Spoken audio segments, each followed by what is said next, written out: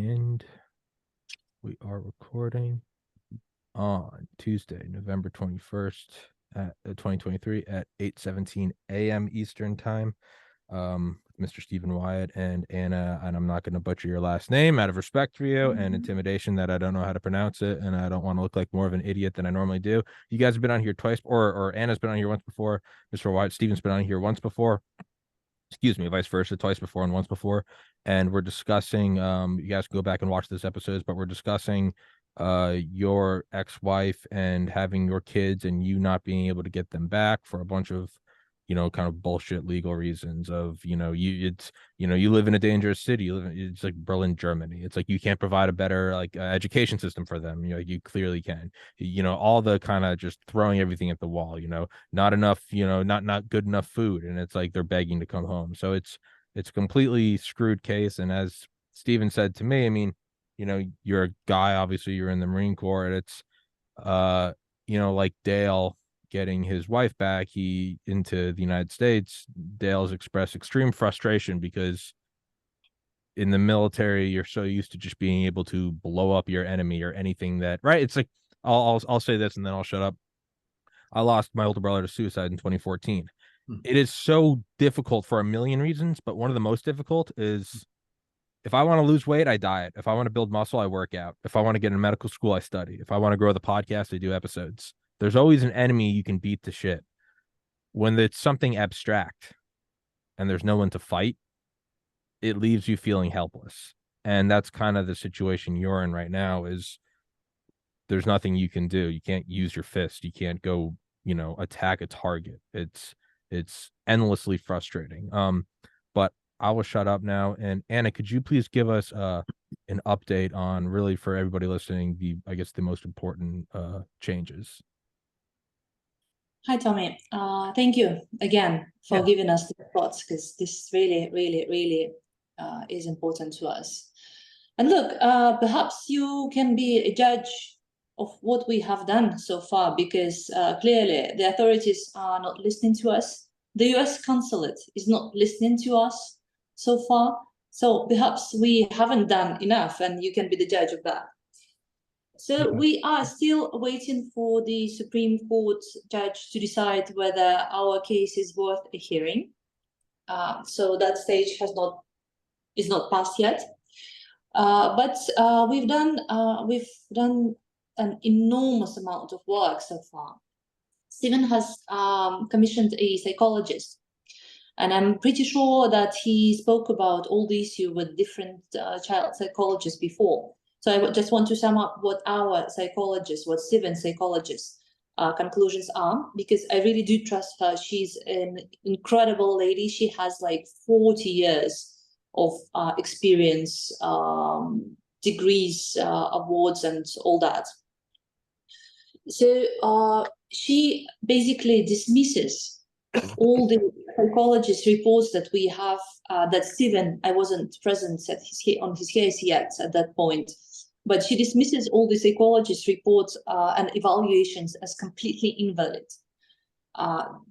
Imagine a psychologist who does the reports without scientific methods, without methodology, without the necessary analysis, omitting important documents. And we are not exactly clear whether it was the court who didn't give her the documents to consider, or perhaps that she looked at them and said, they are not really good for my case, good for what I want to say in front of the court, so I'm not going to use them.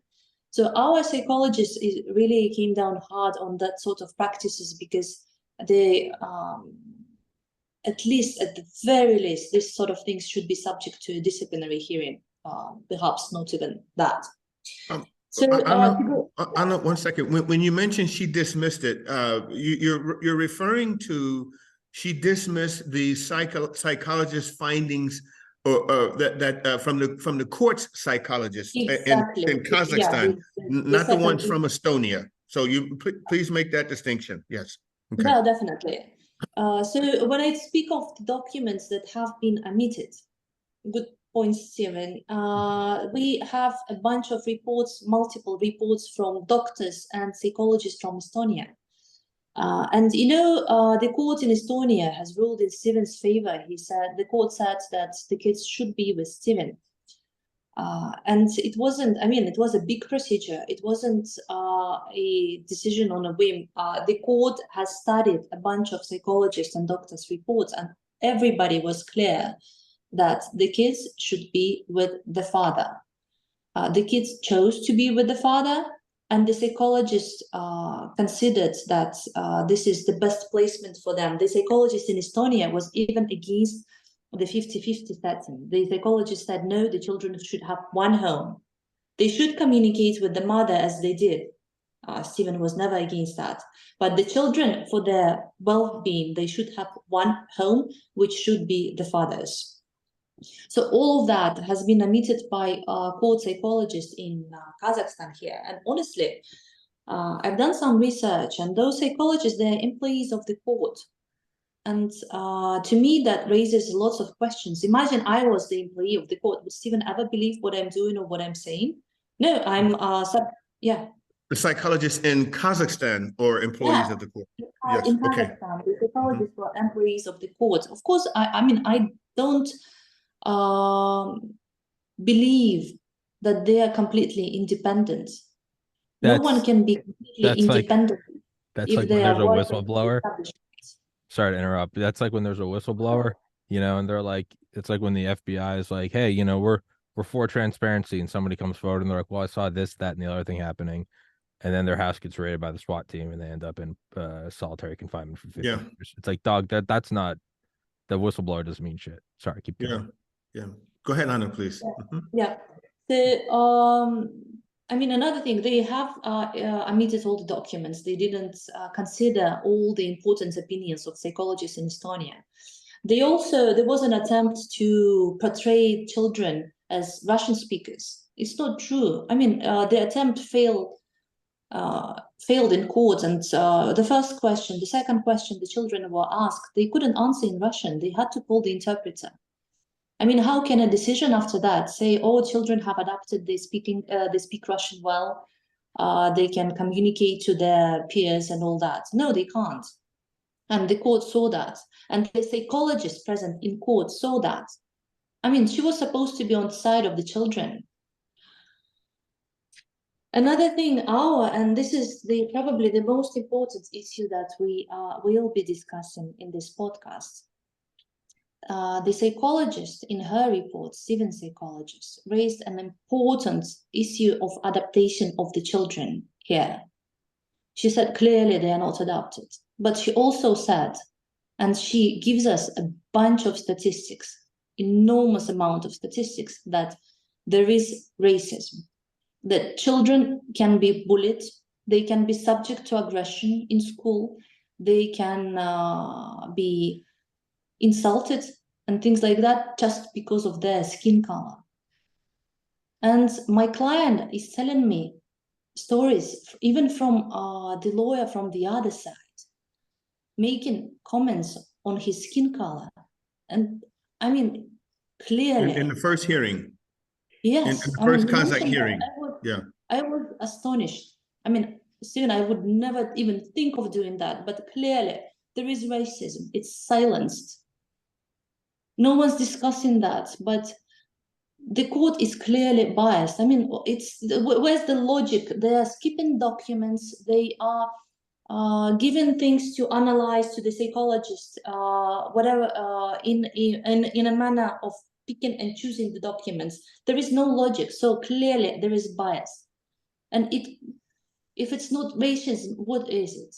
What's what? It's corruption. Because of corruption, they ignore the rights of two small children who clearly said they want to be with their father. Or is it racism? They are saying that, oh, we are not giving our children to this man because he may be violent. Why do you think, Tommy? Why do you think that people keep believing the stories that Steven is violent? The court in Estonia dismissed that at some point, saying that this story is not true. But the story is keep being used.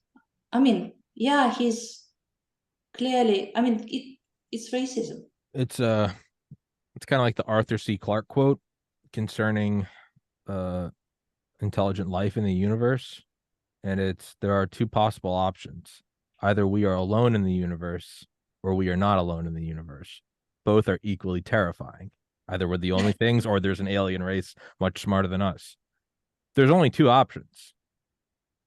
It's either they actually are racist or they're using that as a cover and it's actually monetary crime and corruption behind the scenes. There's only two options. Either it's systemic racism, how are you going to beat that?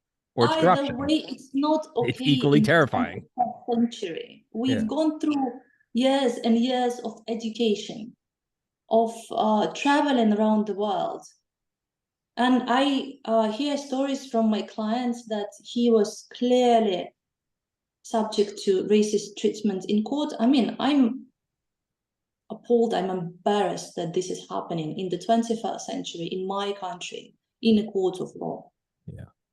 I mean, I dismiss that. I mean, it's not humane. So I'm getting a little bit emotional. I mean, Stephen knows I'm really not an emotional person when I'm working, but this case is... this racist thing brings out the emotions in both of us, both good and bad. And I just want to jump in for a moment, Anna. I don't want to steal your thunder. I appreciate it. But I've personally experienced racism myself, Tommy, and I was explaining to Anna what happened one time before when I was with my ex-wife and her family, her brother and sister and his wife and kids. And I don't remember if she was pregnant at the time or if she was, Alexander had been born, but we were walking down the street, little family day kind of thing. And there were a group of Kazakh boys, teenage boys, approaching us. And one of them separated himself and he ran up to me and he bear hugged me and he said, "What's up, my nigga?" You know, this kind of thing. And then all of a sudden, based on their reactions, I got the impression it wasn't a good thing that he was saying, or that, you know, that some type of physical thing could have happened afterwards against me. But once they talked to him and everything, you know, we kind of all went our own ways. Then they kind of tried to water it down like it was no big deal that nigga was the only word that he knew in English. So I'm like, yeah, okay. And it's not okay. It's clearly lack of education. I mean, people in the 21st century, they should know they can't use the word, right? Well, yeah. I mean, but my concerns are, okay, so if it had become physical, hopefully, perhaps, maybe I could have defended myself, but I'm concerned about my sons, 6 years old and 9 years old. Yeah. And no one's there to protect them. And I mean, imagine the psychologist is bringing up the statistics. I mean, I'm not inventing this. The psychologist is quoting some statistics, some important statistics, which says lots of people of color, they can only get jobs in show business. I mean, how offensive is that? God damn. Yeah.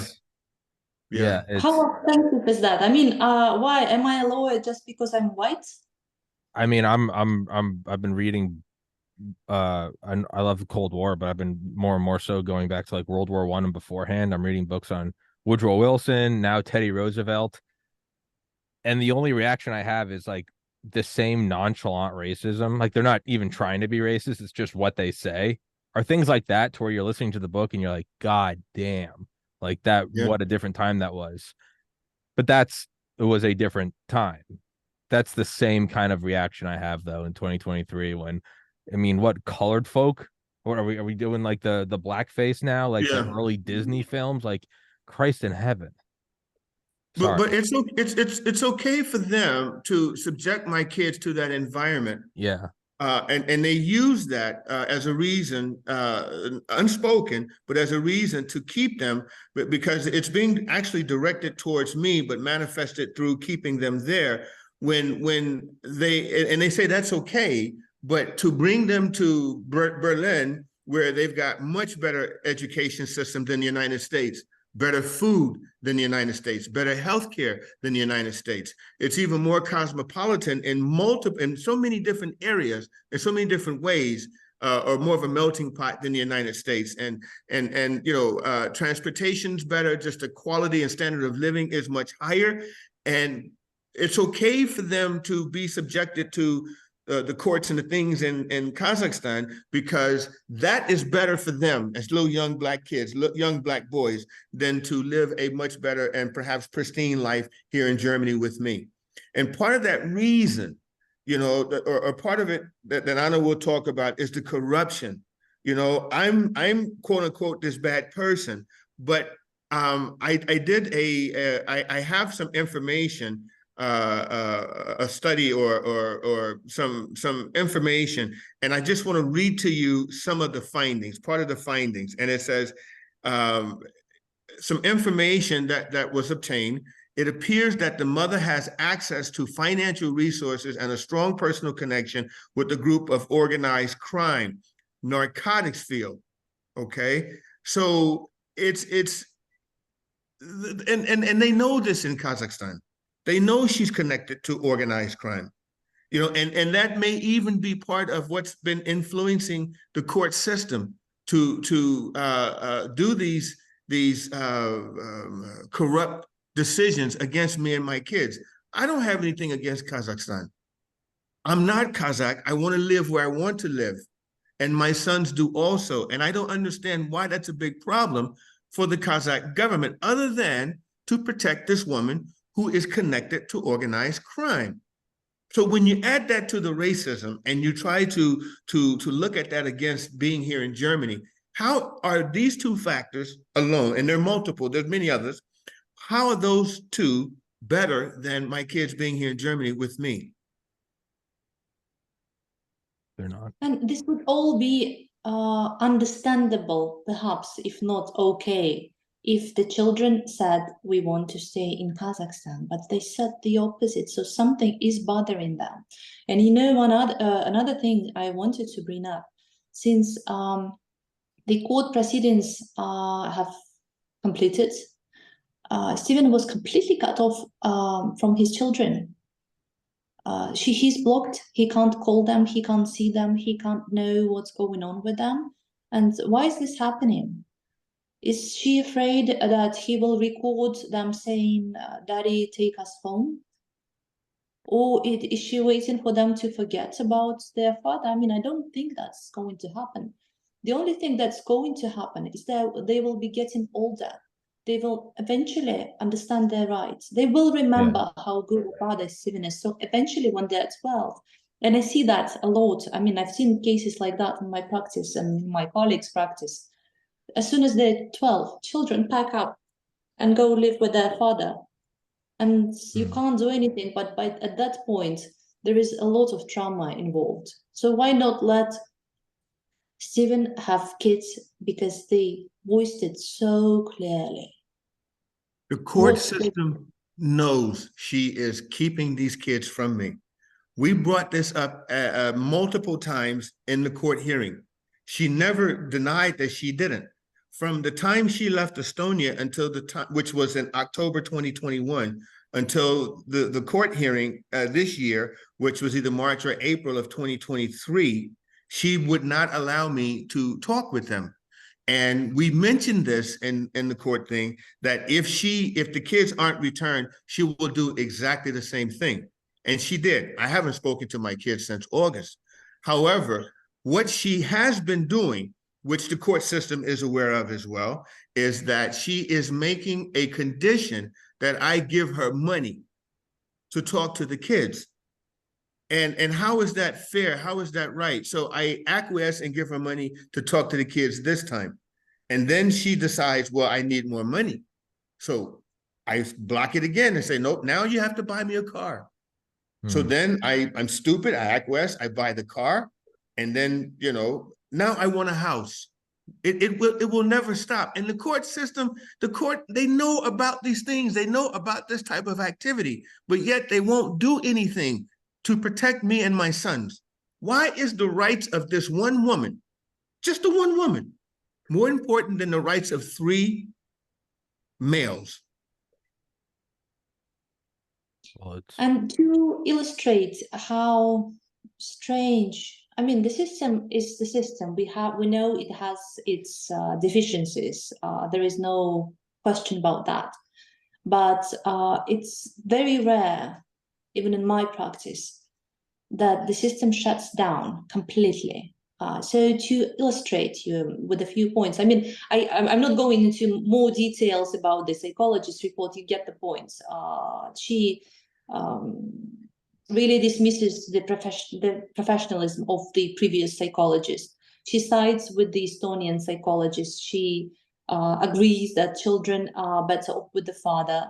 She agrees that the father was never violent because we have court documents about that. She agrees that he never stopped mother from communicating with the children. I mean, he's from every point of view. I mean, nobody's perfect, but he really is, whatever he is, he really is a good father. I can see that. So we have all that. We have legal deficiencies of the case. I mean, I think I spoke about it. They used the norm to prevent children from traveling to Germany, as if Germany is some kind of risk zone, some kind of a war zone. I mean, that's clearly not the case. It's manipulating the law as much as it's manipulating public opinion, telling those stories about violence. I don't agree with that. So with all that evidence, with the 100-something page report, with the submission illustrating all the deficiencies that we have in the legal field, we go to the office of the prosecutor. And just not to bore you with details, but the prosecution has the power here to ask the Supreme Court to reconsider decisions as long as there are trouble with application of court practice, if public interest is involved, and other stuff. So clearly, we had all 3 reasons or 4 reasons to address the prosecution office, because we have evidence that the crime has been committed while bringing these children to Kazakhstan. And obviously it needs to be investigated and go through the proper procedure.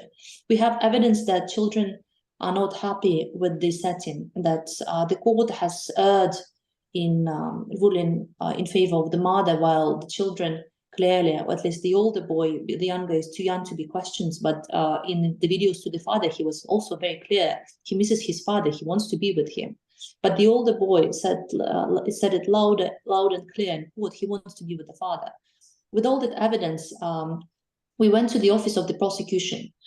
And I think Steven had mentioned this before, but it took 3 days. 3 days, Tommy, 3 days for the prosecutor's office to consider all that amount, all of those documents that we sent there, and say, well, this is not the case. The prosecutor should be getting involved. And what angers me is that they didn't even use the norm that we were referring to, that we were relying on. They used some other norm, which is clearly, even I understand that it is inapplicable to our case, and which we even haven't tried to use. I assume perhaps if it's not corruption or racism, it's fear of some official out there to take responsibility and admit we have done something wrong.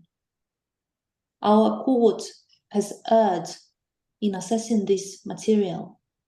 We have missed this. Perhaps the psychologist who evaluated the children's situation in court is not as professional as the court assumed her to be. Or perhaps she's biased in favor of the mother. There has to be some courage on behalf of the official to admit that and say, let's give this case another try. I mean, we are not asking for more. We are asking for the case to go back to court and be considered properly. So they haven't done that, and they haven't done that in the matter of days, not even a week, imagine. That the facts are properly weighed and evaluated, and the thumb taken off the scale and to be done correctly. See, you know, if I had gone into Kazakhstan and did something wrong and then fled Kazakhstan as a common criminal, or if I'm out talking about besmirching and belittling and saying all kinds of detrimental things about Kazakhstan, that would be another. If I don't know, if I did something that was not in the interest of Kazakhstan, then I could say that. I mean, I could see their point, but I've done none of that. All I've asked Kazakhstan to do is the right thing, to be a legitimate and responsible member of the global community as a state, and return my kids. If, like Anna was saying, that I was in fact violent, or if the kids were in fact wanting to stay with the mom, or if some of these reasonings, quote unquote, that they have used as rulings were true, then I could understand the court system doing what they did. But none of this is true. You know, the things that they used to justify their decisions were made up, or they were twisting the law so that it would fit their purpose. And the part that blows my mind, I think the part that I have the most trouble with, is why are adults, responsible adults who are supposed to judge and adjudicate the law, why are these adults subjecting my kids to this? And I wonder how they would respond and react if someone else did the same thing to their kids. How would they feel? Would they look at that as being the right thing to do? Or would they be as upset and as frustrated and as angry as I am? See, I never denied Aygul anything other than when she and I didn't get along and it was becoming a big problem in the house, to minimize that so it wouldn't have a lifelong impact on the kids. She, in turn, took it personal against me and now want to use the kids to hurt me. And she won't accept the fact that she's actually doing the opposite, that the kids will turn against her. But how, what kind of person, what kind of mother, what kind of message is being sent that a mother or a parent would use their kids, their infant kids, against the other parent? That's really bad. That right there says everything that needs to be said. And then the courts are saying, yeah, it's okay. We'll back you. Here, come on, let's do this. That's wrong. It's wrong. And it's not just Steven saying it's wrong. The Steven psychologist evaluated this point as well. And she gives some terrifying examples of what kind of trauma can be invoked by this sort of behavior when one parent uses some stories or tells them. I mean, she had to explain why I don't know how she explaining why the children are not allowed to speak with their father, but she has to say something. And she doesn't explain it. I'm sorry. The only one she's hurting, she's really hurting. She's really hurting. I think she's really hurting the kids. I believe that's the kids. She never explained why she's blocking me from the kids.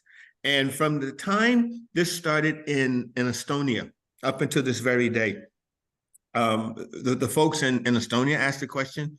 I have asked this question. The previous attorney has asked this question. And it's a simple thing. What is it that you want? And then she goes silent. There's no answer. Because she doesn't really, she doesn't have a legitimate reason for acting the way that she's acting.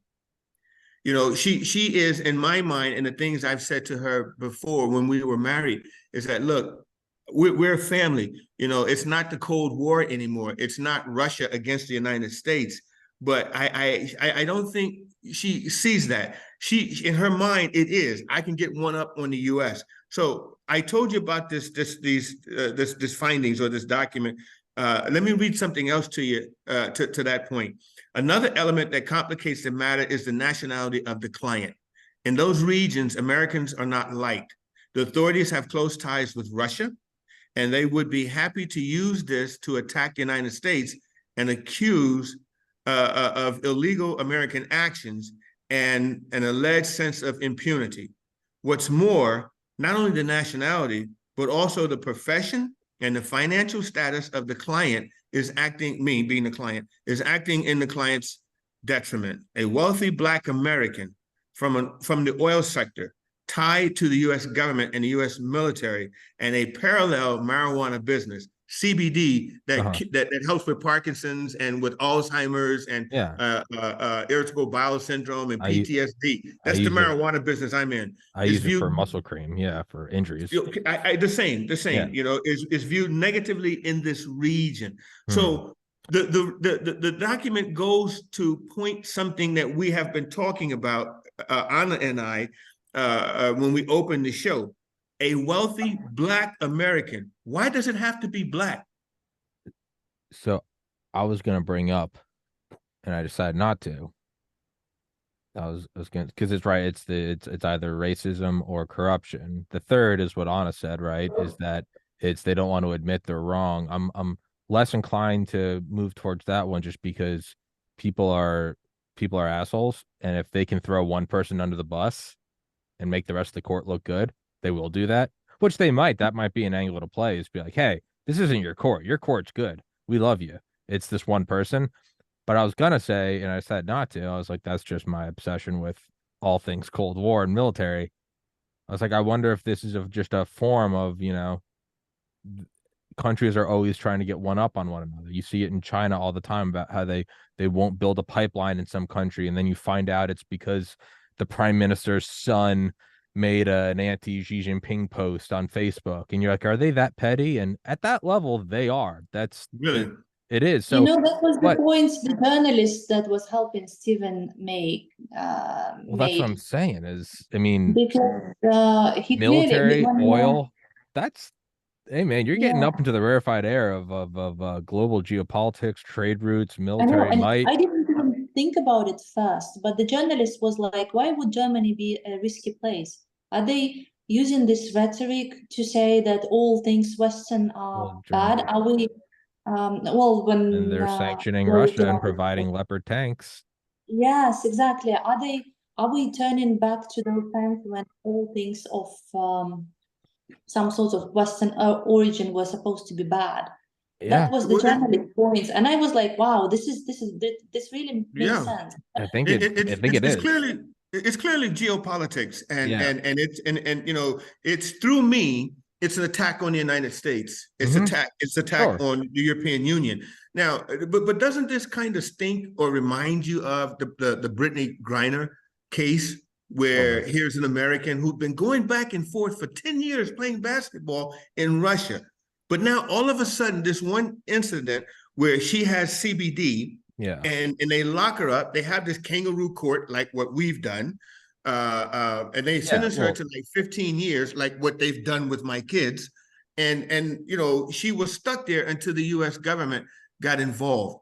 And what bothers me, and I think Anna will talk about this to some degree as well, is why hasn't the U.S. stepped up and realized this, that this is a geopolitical problem that Yeah. they should be trying to help me solve? Because it is clearly an attack on America. Well, it is. I mean, when you look at like diplomatic immunity, I mean, our buddies, something like Saudi Arabia, or you're from Dubai, you can come here and pretty much drive drunk with coke in the car, and if you get arrested, it's like, hey, we got to keep the two countries happy because we're trading $1 trillion. Like, hey, let that trust fund kid go. Vice versa, when you do start to go up against one another, I mean, look at things like and if anyone listening is thinking that we're insane. Look what we did with the Olympics. We boycotted the goddamn Olympics during the Cold War. And it's just send a message. You go, we're not doing this. This absolutely China won't allow certain billboards for Disney in their cities. It's there. It absolutely goes to the highest level. And so it's not at all conspiratorial. And it's like, so what's, so what does Steven do? He's just a guy. Actually, no, former military and provides oil for military Oh, I wonder if that has fucking something to do with it, right? It's You think? it's when the dumb kid gets into Harvard and you're like, well, who's his dad? And it's like, well, he's the former, president of Exxon. And you're like, oh, okay. So yeah, which is kind of depressing because it's like, well, I don't even know how you remedy that. But the first thing to overcoming anything is to at least identify the source. So Well, we need to get our government involved, which, it's the same thing as with Dale. For whatever reason, the U.S. government doesn't want to get involved. I guess it's not high profile enough, or it's not so much of an affront to the U.S. they feel that they've got to save face. Well, or vice versa. Is it is high profile enough? Maybe there's, I don't know, maybe there's touchy, unpublicized alliances or lack thereof between the United States and Kazakhstan, and it's like, hey, it's really fragile right now. Let's how about you guys don't, fuck with this and we won't fuck with that. It might be that vice versa. It might be too high profile. Let's not forget, thank you for your service. Oh yeah, well, of course. And thank you for your service. Yeah. You don't have your kids back? No, go fuck yourself. But thank you for your service. Sorry, sorry for the F-bomb, man.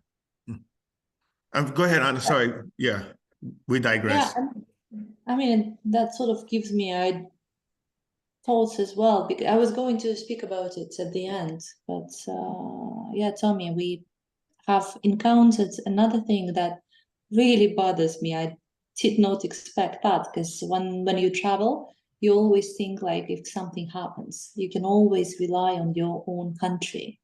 Whatever happens. He's laughing. He knows also. I'm as naive, imagine. So Stephen contacts the US consulate and providing all of the documents. It's not like he's telling the story and they're thinking, oh, those two spouses are fighting, let them fight it out. No, he's providing documentary evidence.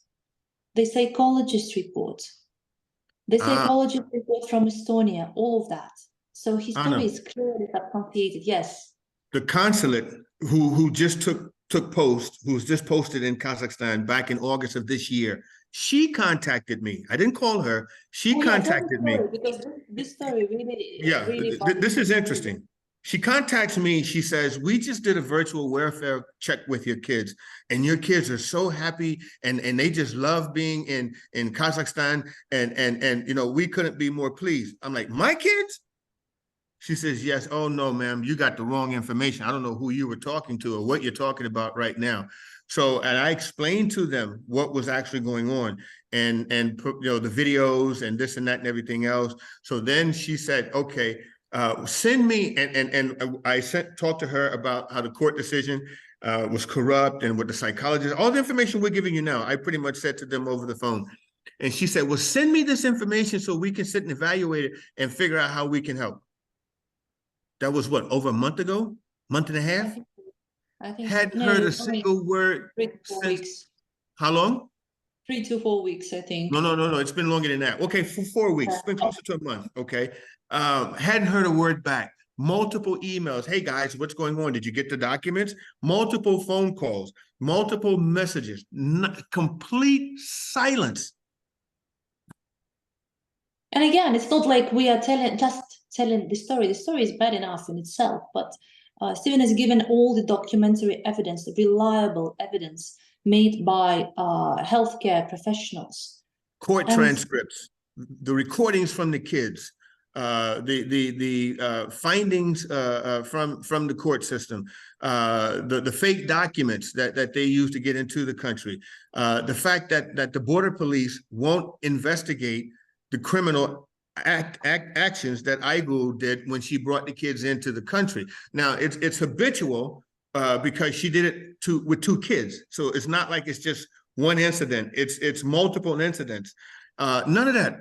The fact that we submitted this document that Anna was talking about from the psychologist report and the 100 and some odd pages and all of that stuff, and that it has gone to the prosecutor as we had mentioned, and there's been no response. They've got all of it in writing. The U.S. consulate, no response. It's not like they need to waste time watching videos. We've transcribed them. That's right. Not a single response, not a response to the emails, not a response to the phone calls, nothing. And look, Tommy, would you not be curious about how the children are living here? Because their passports are with their father. Their Nigerian passports. I'd be really surprised if they continue to use those, and we have evidence to show that they are not.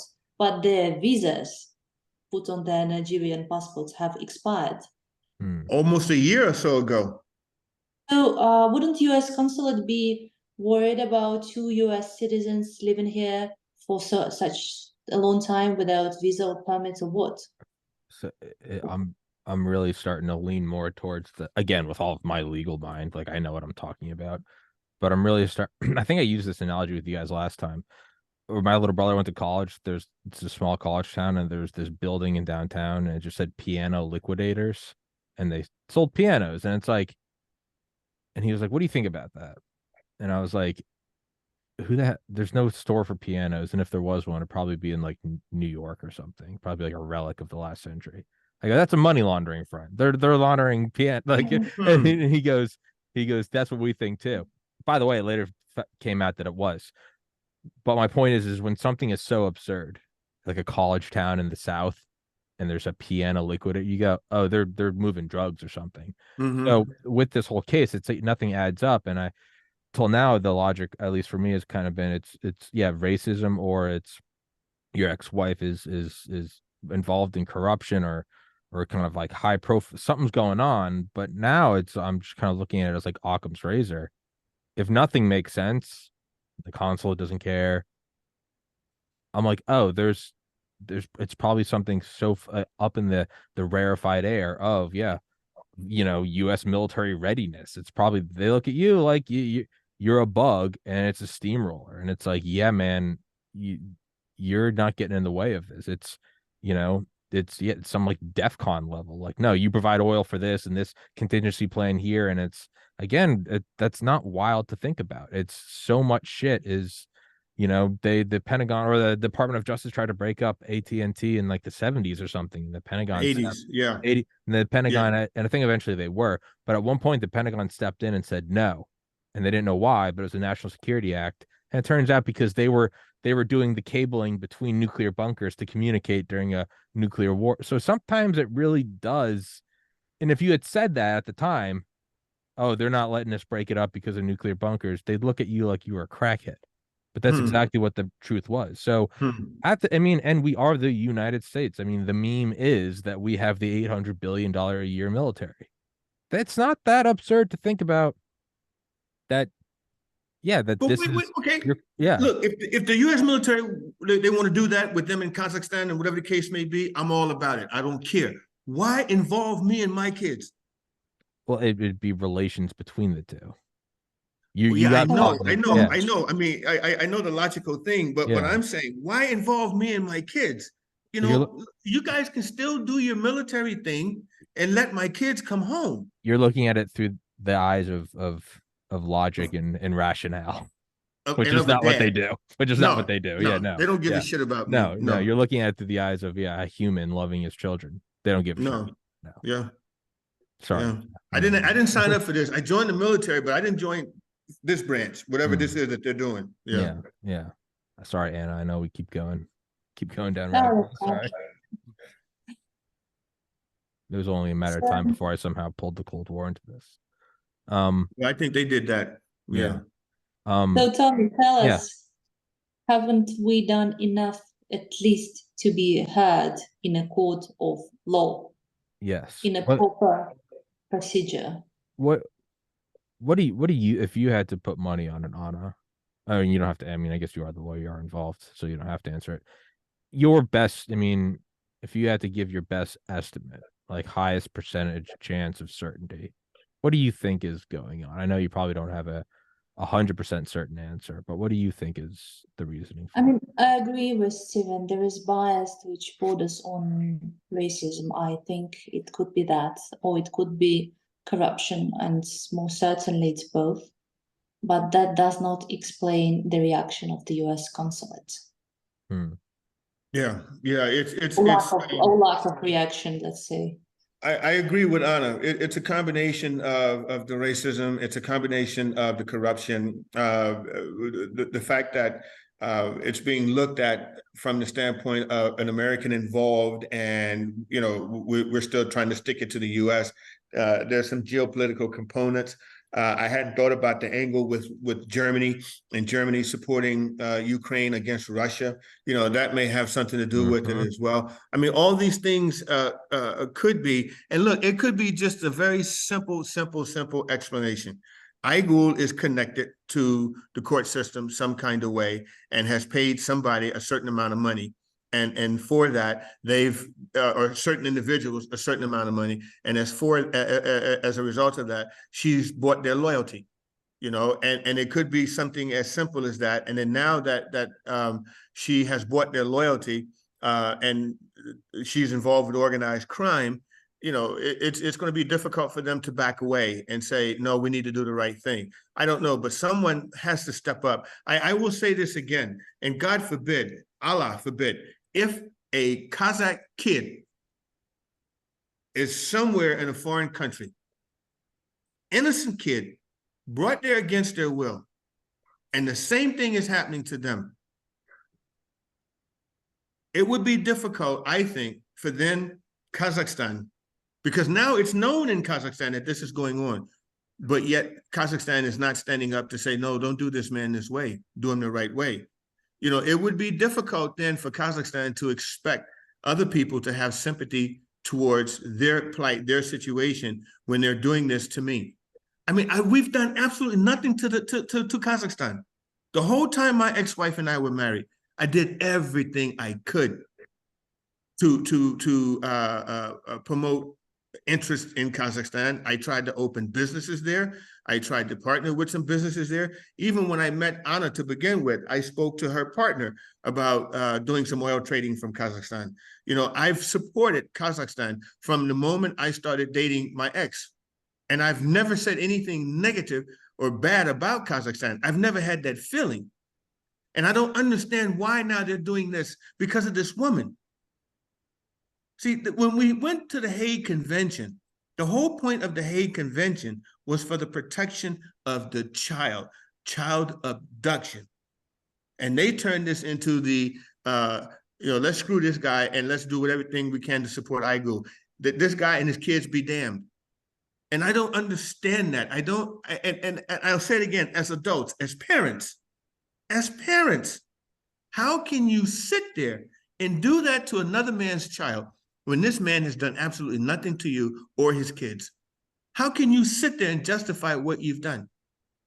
See, and in my country, our country, you know that when you go against the lower court, when the lower court was right in its findings, and the lower court followed the rule of law, and then the appeals court go against the lower court and overrule them with some corrupt or nonsense reason, that generally pisses off the lower court.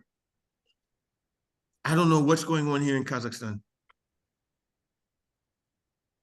I just want my kids back, man. That's it. And I promise Kazakhstan, give me my kids, I will have nothing to do with you. You'll never have to worry about me again. I promise you. Anna? What do you want me to say? I mean, I said we've literally we are hitting the wall, so we are considering going internationally. We have ratified a bunch of conventions that could work in this case, and obviously we will have to do that. But the only thing I was asking, especially when I was addressing the office of the prosecutor, because I filed several submissions, I kept asking them to consider whatever violations they might be in this case from the point of view of international law, just to consider them here. We don't have to go internationally to get justice. We don't have to, I mean, how can the system not understand that bringing the case outside of this country, it's not going to be good for us? Why do you think it's going to be good for us then some international committee finds that the country has violated this or that? It's not going to be good for us. And that's what I've been asking them to consider. Look, we are not asking for much. We are asking for a hearing. All we ask for, and so far we are not heard. I am being the optimistic and naive me. I will still wait for the Supreme Court to make the final ruling, see sense, and maybe give us the chance again to reconsider the evidence. But frankly, I think we'll have to go internationally. Tommy, Yeah. I don't know to what degree you can help with those actions, but and I don't know who's listening, but if someone knows how to get in contact with Brittany Griner and her team, and perhaps she could help, we would certainly appreciate that. If someone can help us get in front of the U.S. media, we would welcome that, or you know, the German media, or the Hague. Certainly, if someone's from the Netherlands, or someone's listening in from the Hague Convention, considering that they have twisted, that Kazakhstan is a signature to the Hague Convention with Estonia. There's a direct connection there, and that they are actively going against their signature to this convention, to hold my kids against their will. Look, there's got to be somebody somewhere that can step up and help. And what we're indicating now is, and to what degree has an email campaign been conducted, I don't know. But someone somewhere, we're asking, please help us to get my kids back.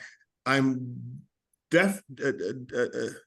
definitely concerned. I'm majorly concerned about the damage and the psyche of my sons, because I know they don't want to be there. And almost every day, I hear my youngest son, Pop, when are you coming to get us? And I remember what he said when we were in Estonia. He said, Papa, promise me you'll never leave me. And I promised him. And I meant that. And I want to keep my promise. And I want to be able to come, be able to tell him one day, son, I'm on my way. I want to come and get you. Look, you hear all kinds of stories from the U.S. About irresponsible fathers and this and that and everything else. And I said this in the court system, and it's not just a statement, it's 100% true. The only thing my ex-wife did for my kids were to give them birth and to breastfeed them. And I did everything else.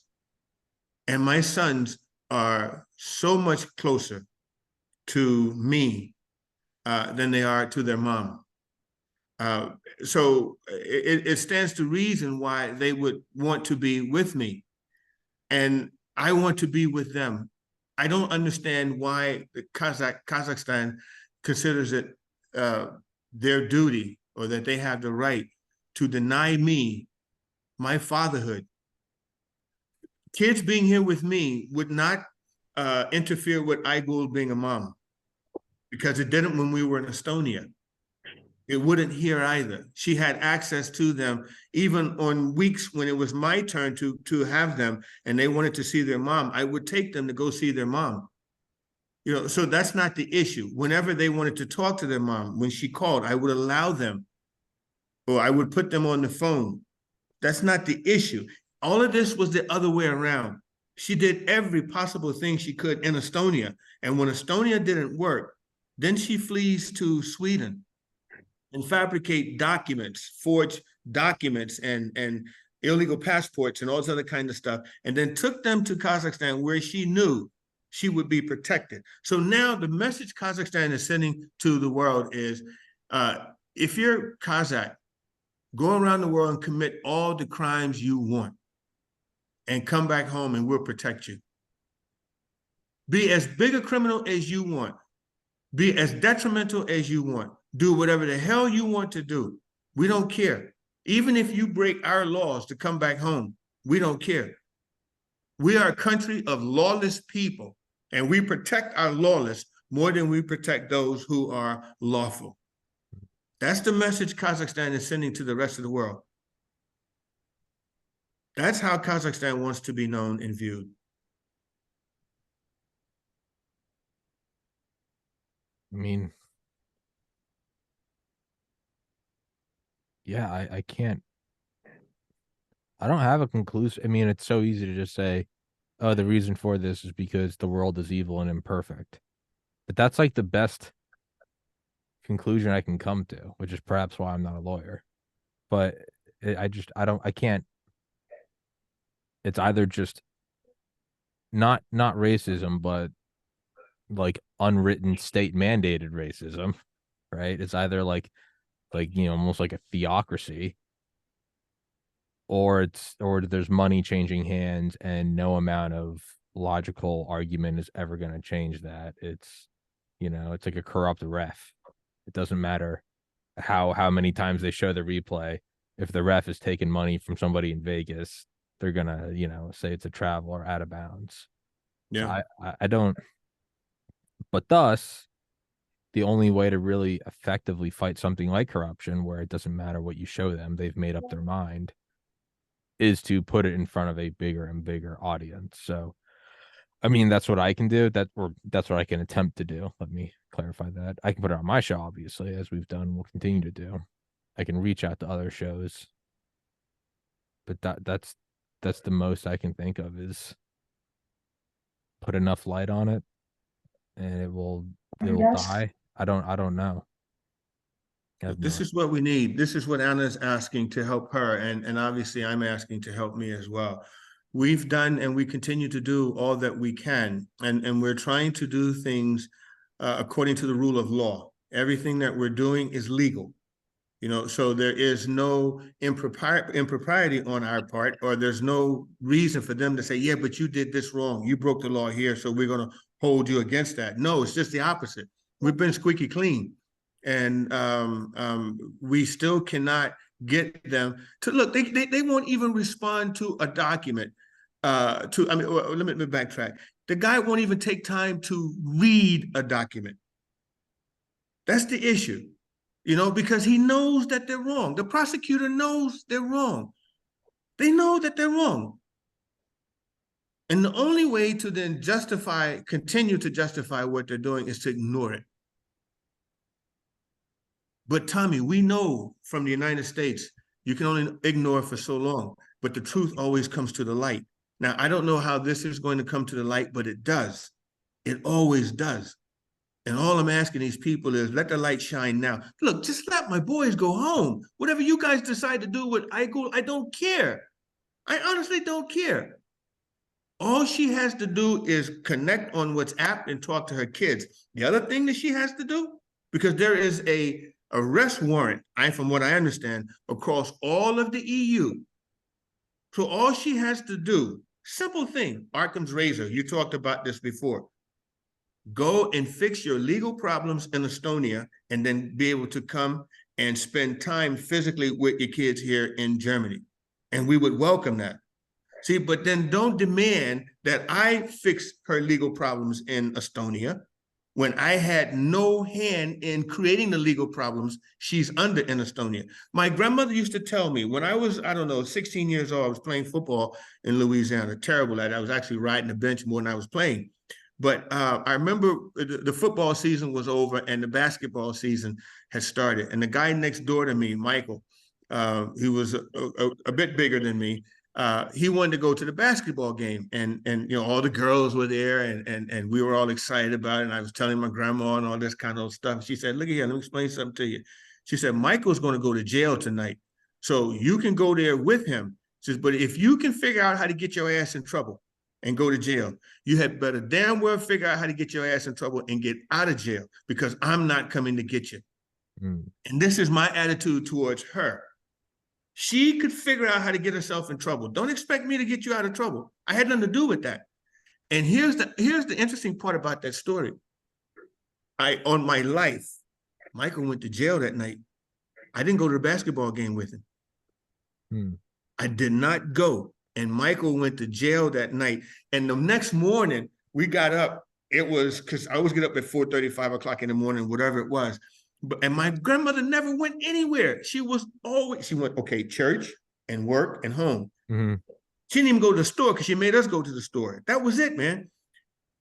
Got up that morning, it was about 7 o'clock that morning. We were having breakfast, and she said, Michael went to jail last night. Why didn't you go to the ball game with him?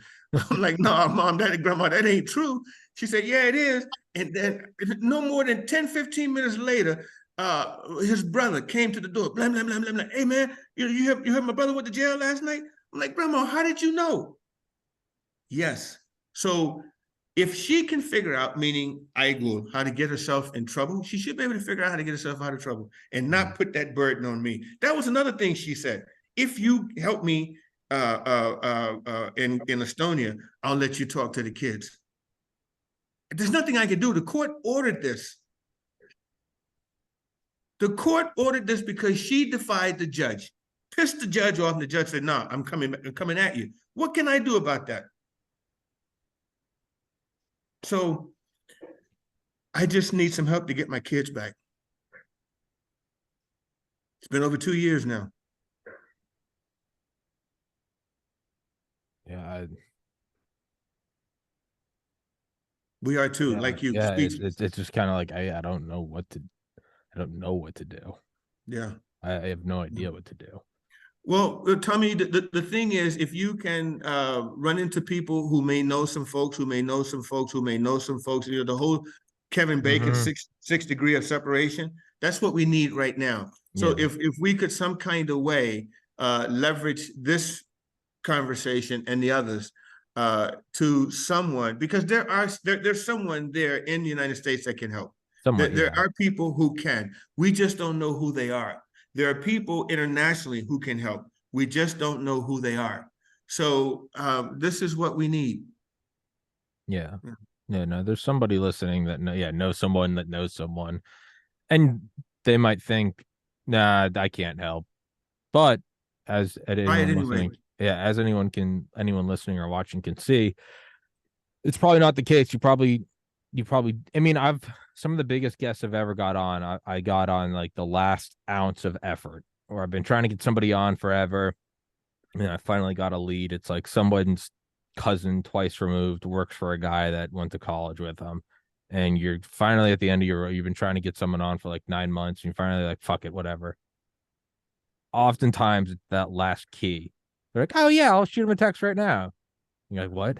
It's weird how it works. I don't know why it works that way. I guess God has a sense of humor. But anyone listening that thinks that you might know someone tangentially, you know, I have, I'm looking at it right now. I have your email in the description. You can email me, Tommy's Podcast, TOMMYSPODCAST @gmail.com. And if it doesn't work, then hey, man, you know, thanks for the effort. But if anyone knows anyone, I mean, lawyer, media, immigration, pass, whatever, you know someone in Kazakhstan, just shoot me an email or shoot Mr. Wyatt an email, and worst that can happen is it doesn't work. But hey, thanks for trying. But that's kind of where I am right now. It's like I don't know what else to do. Yeah, nothing beats a failure but a try. You know, and if you don't try, then you automatically fail. You know, if you try, you've got a 50-50 shot at it. In certain cases, that 50% is 90-10 in your favor. So yeah, guys, please, you know, I'm thinking internationally, we must apply, and I think Anna will agree to this. We've got to apply pressure to the Kazakh government and let them know that people are watching, and this isn't cool. This is not what, you know, we signed on as a global community. Not anymore. You know, I'm not involved in any type of government activity. I'm not involved in any type of what do you call it, corruption or geopolitical things. I'm just a simple father trying to make a living, and I just want to get my kids back. I want to raise my kids, make them responsible adults, you know, so that they can contribute also. And who knows, these two kids that they're holding prisoner now, one or both of them may be somebody in the future that helps someone in serious need in Kazakhstan. You never know. But to do them wrong now, what would be their mindset when they grow older? Screw, I'm not going. No, me help. No, they did to us. No. Yeah. You know, we could talk about all of these different situations in the U.S. and when we talk about our history, and it was slaves or descendants of slaves who invented things that helped all of us. Charles Drew with the open heart surgery and all this other kind of stuff. Was this and all I'm trying to say, and I'm not trying to bring up our past, a negative past history. All I'm trying to say is you never know who that person's going to be that'll help you in the future. And this is what we're saying now. We don't know who that person's going to be to help me. And in turn, some, you know, my kids may be those kids that help somebody in the future. All I'm saying is give my kids the proper opportunity. And if they want to be here in Germany with me, then so be it. Don't hold them against their will. Don't continue to subject them to Stockholm syndrome and parental alienation. Don't continue to interrogate them like they're prisoners. They're a 6-year-old and a 9-year-old kid. Give them the opportunity to have a full and fun childhood. Let them experience all the glory and the joy that others have had in their childhood. Even though mine wasn't perfect, we were so dirt poor, we couldn't even spell poor. We had to spell it P-O-O, po, you know? So give them that opportunity to grow up, even as poor kids here with their father. And we had the best childhood. When we go back and think about being, kids in the 60s and the 70s, when you go ride your bike, until the lights came on at nighttime, or as we used to say, until the wheels came off and you didn't have to worry about the crime and everything else. Man, we had a blast as kids, man. Growing up in Louisiana, going to the bayous and going crawfishing and fishing and all this kind of old stuff. It was a blast. Give them the chance to grow up as kids where they want to grow up and where they can prosper. You're here. I agree. Anna, do you have any requests or advice for people on how to help us? I know Stephen and I just gave ours, but as we both swear and are yelling, do you have any more? Do you have any like cold lawyer advice? Not implying you're cold, but the meme. Do you have any like, this is what you can do, this is what you can't do? Do you have any cold lawyer speak for the people that could help? I think we are doing enough of cold and lawyerly things here. Yeah. But what we do is we need warmth, actually. We need support. We need people to step up and raise awareness of the issue. I mean, in the context of what's going on in the world, the government's probably thinking, well, it's too small, it's gonna be forgotten at some point. It won't. I mean, kids will grow up, they will have the right to speak for themselves quite soon. And if they get a chance to see their father, to speak to their father before that, that would be a victory. Yeah, Yeah. I'm increasingly certain that the government won't help. They didn't help before. They're certainly not going to help with a full-on war in Ukraine. What, 2-3 carrier strike groups next to Israel, whatever's going to happen in Taiwan. If they didn't do it before, they're not going to do it now. That might be your blessing, though. That might be your blessing, is being involved in oil, providing oil for the mill. It might in the end turn out to be a blessing. It might be, they do you a solid. I'm not going to hold my breath, but I mean, who knows? What's interesting about the United States is it's normally the people, the grassroots individuals, who move the government to do certain things. Mm-hmm. This is how it works in the U.S. The government tries to control things, but the most recent thing, as we know politically, has been the fight with abortion and all that stuff, irrespective of where you stand on that side of the issue.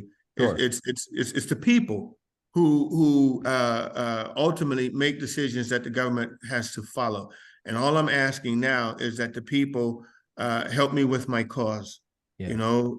I appreciate, as I said before, everyone saying thank you for your service and all of that. I didn't join the Marine Corps for that. I wasn't looking for it, thanks. And when people thank me, it really kind of makes me feel a little bit uncomfortable. I would just rather say, hey, man, you're in the Marine Corps. I was Semper Fi, and I'm good with that. Or, hey, cool. But look, we say in the Marine Corps, we never leave one behind. Well, we've left 2 behind, actually 3, including me. And I'm asking just all Americans, folks in Europe and other places, that if you don't want to find yourself in this situation one day, and I had no idea I would ever be in this situation, so you can't say it will never happen to me. Guess what? It can. And if it can't, and if there's a way by which it will happen, it will happen. Mm-hmm. Step up and help me so that we can prevent this from happening to you or your kids or something like that. I'm sure the hostages over in Israel wasn't expecting to be hostages at this stage in their life. So things happen. But more important, what we do after those things happen is the key. And I'm asking folks now to give me a bit of support. Who knows, it may be my turn to help you tomorrow. Beautifully said, Mr. Wyatt, Stephen. Yeah, so we'll start to wrap this up, and I have the description right here. You guys, you can go in. You have all the email addresses that you can go and I did have people last time when you asked if people could, write this email about, disgust or something. I actually did have like 5 or 6 different friends, actually from all over the world, that did write in. So, I mean, people do give, the governments and the courts are obviously very disheartening and evil, but the average person does care. I mean, I had a friend out in the UK who I never in a million years would have expected. He was like, "Hey man, I wrote an email for that." He's like, "Dude, my age," and I was like, "Oh, fuck Appreciate yeah, it. man, thank you." And Much but love. I had You. several friends do that. A friend out in Australia did it. So like, people do care. I mean, I'm doing this show. Like that's I've never met you before or before the last couple shows. People do give a shit. Like, I'm not doing a favor to anyone. It's not like, "Hey, can you have my buddy?" Yeah, I'll have him on. No, it's You hadn't gotten my check? that. Well, I mean, listen, that's so that we'll edit that part out. But if the payment's Oh, who going was supposed through, to talk about that? it's in an I'm escrow. sorry. It's in an escrow account. No, there are services. We have our Okay. own mafia It here. is fee-based. It Okay, is the podcast industrial complex. But okay. I mean, but my point is people do. The average person does give a shit because they're watching and they're like, I have 2 kids, and the average person that the vast majority of people are good. We only see the ones that are evil, but the vast majority of people do look at, and they don't brush it off. They go, "What if those were my kids?" Yeah. And they Yeah. do care. But that Yeah. doesn't make the news. We don't see that. So, um, I am hopeful that I've seen with my own show in terms of just people I've met and successes it's achieved through unconventional paths. People are good, and whether it's your cup of tea or not, you know, there is a God, and God does care. And it took me, trust, this is coming from someone that was like a hardcore atheist for 20 years, but just through the podcast, the people I've met and the things it's actually done through mental health or for veterans or for whatever, if good things can happen. I've seen them through this podcast. I've seen things happen through this podcast that if I try to explain to you, it'd sound like a shitty Disney movie. But it's like, no, I was there. Yeah. It happened. I You can show you lived the it. email. Yeah. Like, right? You I lived have it. the Yeah. receipts. So I would say don't despair. Don't give up. And I do Well, think no, I will never give up. I'm yeah, going to I know continue, that. I know that. Yeah. So until I get them back, and then obviously the thanks and gratitude, I will shower as much as I can with to folks that I can. The international community now, what Anna and I are asking for is to some kind of way make this viral, or some kind of way get this into a global media or a national media where it's broadcasted and it's putting pressure on the Kazakh government. It's embarrassing the Kazakh government. It's putting them on notice that you're not going to benefit from this. So the best thing for you to do is let those boys go to their father. The emails, obviously, I would say continue to send them for those who have already. Thank you. But let's make this bigger. Let's make this now a situation where the Kazakh government knows that you guys are on blast. You guys are being brought out as the bad people, as the bad guys. And especially, again, why would you do this to 2 little kids? If you want it, and I don't want to go to jail, but if it was, an adult, I would still say it's wrong, but it wouldn't hurt as much as 2 little kids. 2 little kids. innocent little kids who were forced there by their mother. I don't understand that, man. I don't get that. Yeah, I mean, you're looking at it through the eyes of a rational, logical human who has a heart. What compassionate person. And it's, I have that on here before, it's the topics come up a million times on here before. It's when I have on people that, prosecute pedophiles or break up human trafficking rings, or, just the most evil corruption, or, doctor or like, nurses who were like killing old patients. When people listen to it, there is like, you kind of see their eyes fog over. And it's the reason it's hard to listen to is because the average person is good and they can't understand that. They're like, why do they do that? And you're like, because they're fucking evil.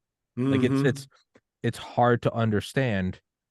It's a colorblind person staring at a rainbow or something. You're like, why is everyone looking at? And you're like, I can't explain it to you, but it's and beautiful so colors. Yeah. That's where that's where your frustration comes from, is, and all of ours is because we're looking at it through the eyes of just normal, compassionate humans, not saints, just your average person can't understand why this happens. Well, it has taken a toll on Anna, and she's not a parent to this party. It has taken an unbelievable toll on me. I went in October and to my doctor and had a physical, and for the first time in my life, now I have to take daily medication. Yeah, because of the stress and different things that I'm going through. And I've got, I had a doctor's appointment earlier this week, and I've got one or two more through January. Whereas all the years prior, I would go in October and have my blood tested, and they say, hey man, you're good. You're good for another year. Come back and see us, go get your teeth clean and that kind of thing. But this time they're like, no, there's some things going on in your in your blood that we're concerned about, and now we need to go through additional tests and other things like that.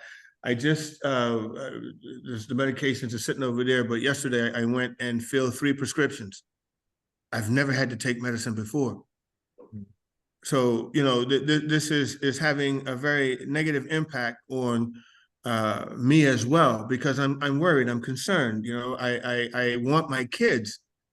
And this is just so much to bear every day, all day long. It's not a second that goes by. I can sit sometimes and try to watch television or watch a football game just to try and get my mind off of it. It will take me some days. It will take sometimes a whole week. I kid you not, 5 days to finish a TV program, because I have to start it and stop it. I have no idea what I saw the day before. I think it was interesting, but I had to go back and keep doing this. And what was it? There was a football game on last Thursday night football. I just finished it this morning. So this is nuts, man. This is not a way to live. And why? Because I realized that this woman was not the right woman for me to try and continue to maintain a relationship in the future. There was just too much stress and everything else going on. It was an unhealthy environment. And I begged and pleaded for years to help me change the environment. And it was a double down, triple down. I do what I want. You don't tell me what to do, blah, blah, blah, blah, blah, blah, blah, blah, blah. And it just got to the point where, trying to avoid the medical situations that I'm dealing with now, I decided to divorce. And as a result of it, I've got all of this even worse drama. Hopefully when you try to avoid drama and you take the actions to do it, you can. But for me, it just got worse.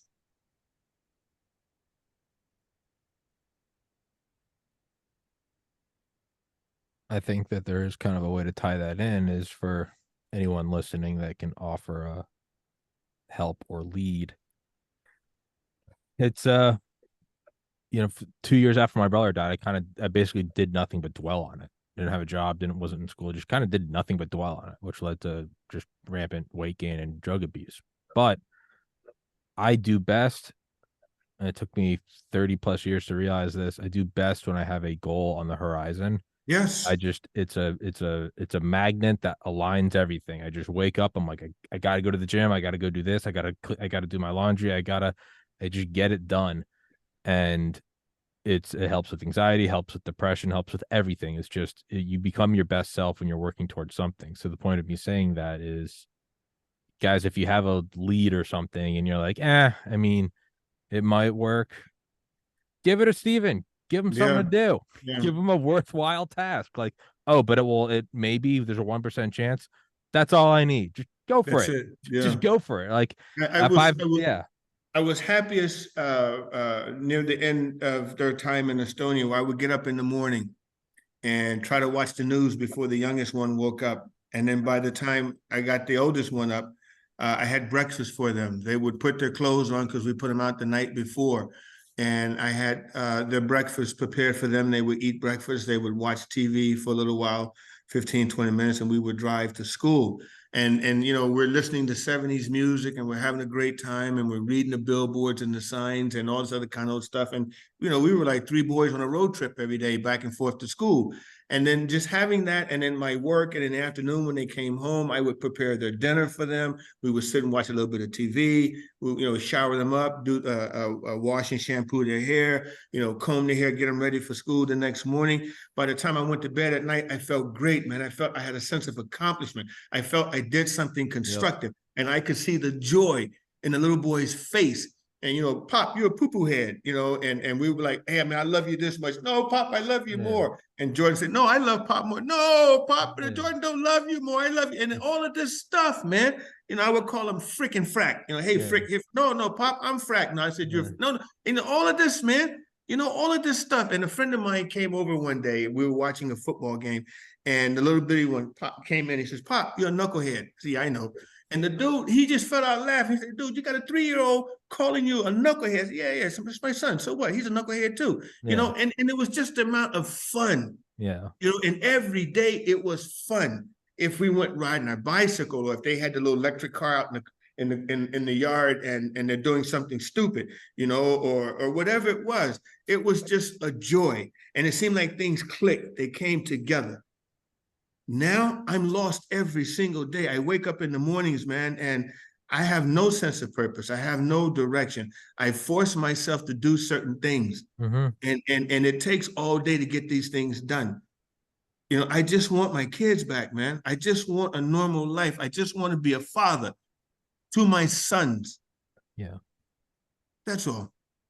No, I feel it, man. It's so, guys, give him a lead. It's, to anyone else, again, for me, I'm always, my goal is the podcast, growing the podcast. And like, no, I take great, like, time's going to pass. And if I have nothing to do on a day off, I'll just go find an old list of like guests I've been trying to get. And I'll be like, I'm going to just try to get this guy today.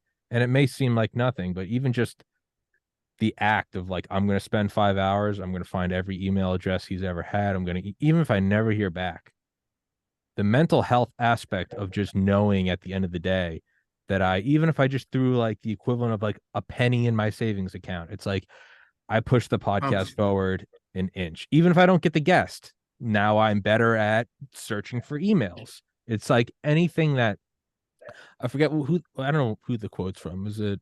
It's suffering with purpose is not suffering. Or as Teddy Roosevelt said, I think it was Teddy Roosevelt, by far and away, the best aspect of this life is working hard towards a goal that's worth working hard towards.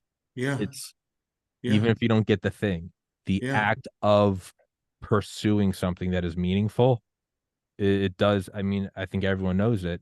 It provides that feeling where at the end of the day you lay down and you're like, okay, even if I just did the laundry, you're like, I did something. And it is, I mean, why is that? I don't know. That's the aspect of psychology and philosophy.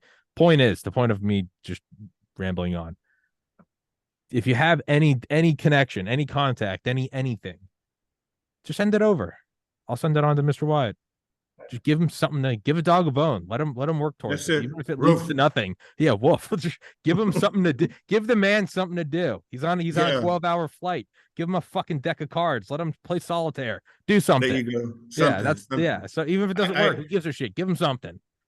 I find nothing more noble and rewarding than raising my sons. That is the pinnacle to me. Yeah. Anna, any closing thoughts? I think all is said. We do need support, and we hope we get some more attention and more help. Yeah. Thank you so much, Anna. Yeah. Thank you. I've put this woman through hell, not purposely, but yeah, oh man, you have no idea the shit we've gone through so far, she and I, and she's as frustrated as I am, I'm sure.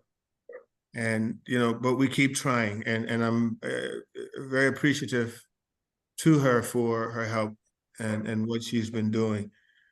And I'm glad that she's sticking in there with me. She's fighting a good fight with me. So we need help, guys. Absolutely. And say it again, Anna. I'm sorry. We will keep trying. Yeah. Well, because this one wasn't live, I'll have to upload it, but I'll send the link to you guys, and obviously we can circle around in like a month or what in the new year, whatever, and we'll do more updates. I'll obviously do whatever I can on my end. And again, guys, if there's anything you can do, please email me, Tommy's Podcast, TOMMYSPODCAST@gmail.com, or go into the descriptions and find Mr. Wyatt's email. And if maybe you don't understand how to operate email, I don't know how that's the case, but if you don't, just comment something. Be like, I know how to help, and I will follow it from there. I'll walk you along. But for now, we're gonna wrap this up. Lastly, Anna, can you pronounce your last name just so I can understand it? Veretelnikova. Veretelnikova. Excellent. All right. Well, there we go. See? Perfect. See, baby steps, working towards something. Did something. Yeah, Steven. When we finish up here, if you could stay on the broadcast just for a couple of minutes, because I want to ask Anna a question. Yeah, sure. But it pertains to you. Yeah. And then we will all cut off. So okay. Yeah. So here, I'll stop recording. Well, and the listener, guys, thank you for what? Where's the recording button?